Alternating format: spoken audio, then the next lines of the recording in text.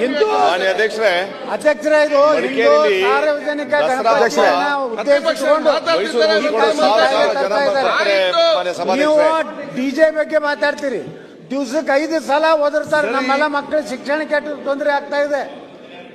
ಅದಕ್ಕೆ ಡಿಸಿಮಲ್ ಇಲ್ಲ, ಪೊಲೀಸ್ ಇಲಾಖೆ ಅದಕ್ಕೆ ಸುಪ್ರೀಂ ಕೋರ್ಟ್ ಆದೇಶಿದೆ. ಇರ್ಬೇಕಂತೇಳಿ ಅವರಿಗೆ ಒಂದು ಕೋಮಿನವ್ರಿಗೆ 5 ಸಲ ದಿನ ಬೇಕಾದಂಗೆ ಓದರ್ಲಾಕ ವಿದೌಟ್ ಪರ್ಮಿಷನ್ ಕೊಡ್ತೀರಿ. ಗಣಪತಿಗೆ ಬಂದ್ರೆ ಡಿಜೆ ನಿಮ್ಗೆ ಬಹಳ ಬ್ಯಾನ್ ಆಗ್ತದೆ. ಇದು ಒಳಗೆ ಇರುವಂತ ಸತ್ಯ.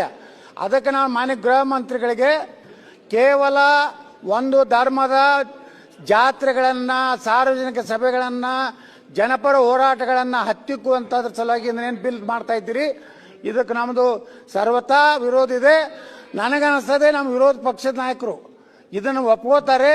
ಯಾಕಂದ್ರೆ ನಾನು ಈಗಾಗಲೇ ನಮಗೆಲ್ಲ ಹೇಳದಂತೆ ಅಡ್ಜಸ್ಟ್ಮೆಂಟ್ ಪೊಲಿಟಿಕಲ್ ಲೀಡರ್ ಇರುವುದರಿಂದ ಆರ್ ಅಶೋಕ್ ಅವರು ಸಹ ಇದಕ್ಕೆ ಸಹಮತ ಇದೆ ಅಂತ ತಿಳ್ಕೊತೀನಿ. ಅಧ್ಯಕ್ಷರೇ, ಈಗ ನಾನು ಪರಮೇಶ್ವರ್ ಅವರಿಗೆ, ಸನ್ಮಾನ್ಯ ಗೃಹ ಸಚಿವರೇ, ಬಹಳ ಚರ್ಚೆ